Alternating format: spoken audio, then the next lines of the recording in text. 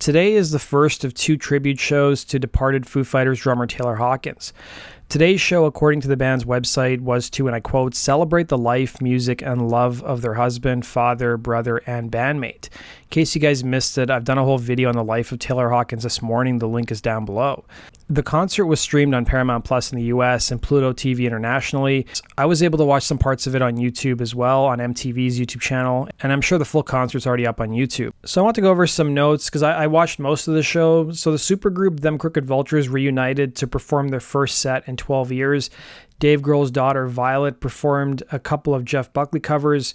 James Gang, who was one of Taylor's favorite bands, also reformed and played a couple of songs as part of the set. And then they brought out some of Taylor's musical heroes to perform with the Foos and do some music from their respective bands, including the Police's Stuart Copeland, the surviving members of Rush, and Queen. Foo Fighters would end the night with a set that saw the band perform for the first time since Hawkins' death. They opened the show with Times Like These, and Grohl could be seen shedding some tears at the beginning of the performance. The band would then bring in a variety of drummers to fill in during their set. They started off the performance with Josh Freese playing Times Like These and All My Life. Dave then introduced Travis Barker of Blink-182, and Grohl told a story about how Hawkins met Barker back when he was a garbage man in his neighborhood before he was famous. Barker performed The Pretender with the band, and then Rufus, Roger Taylor's son, came on and performed a few songs as well, including Best of You. Next, Dave would welcome Chrissie Hynde and Paul McCartney, who performed the Beatles' tune Oh Darling and Helter Skelter. Towards the end of the Foos set, they brought in Taylor's son to perform drums on My Hero, and Dave concluded the show with Everlong. A second tribute concert will take place at the Kia Forum in Los Angeles on September 27th. Hawkins would join Foo Fighters in 1997 after original drummer William Goldsmith left the band over creative differences with Dave Grohl during the making of their second album, The Color and the Shape. I've done a whole video on this feud, the link is down below.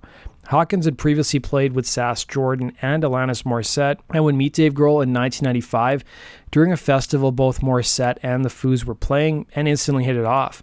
In fact, Alanis Morissette predicted to Hawkins that he would one day join Foo Fighters, which of course he did. Hawkins would make his first appearance with the band in the studio on their 1999 album, There's Nothing Left to Lose. He would play drums on half of the tracks and would assume full drumming duties going forward.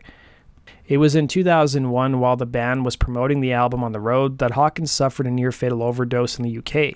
The following months were tumultuous for the band as they tried to write and record their follow-up album one by one. It got so bad, Grohl threatened to disband the group and Hawkins threatened to quit and walk away. But thankfully the band stuck it out and successfully completed their 4th album for a 2002 release, One by One, which also gave them 2 of their biggest hits in All My Life and Times Like These. The Foos would continue to be one of the most successful groups in rock history for the next 2 decades, graduating from arenas to playing stadiums around the world and headlining major festivals. But amid the success, the band toured and recorded much more frequently than their peers. Rolling Stone would publish an article in May of this year claiming that Hawkins was sick of life on the road and couldn't keep up with the band's fast pace of touring, but 2 people interviewed for the piece, including his close personal friend Chad Smith of the Chili Peppers and Matt Cameron of Pearl Jam, slammed the article claiming their quotes are misrepresented. It was in 2021 the band returned to the road, and in 2022 Hawkins would be found dead in his hotel room in Bogota, Colombia, ahead of a gig. The police would claim that the initial toxicology reports showed upwards of 10 different substances in the drummer's body, including pot, opioids, and benzos. That does it for today's video, guys. Thanks for watching. We'll see you again on Rock and Roll True Stories. Take care.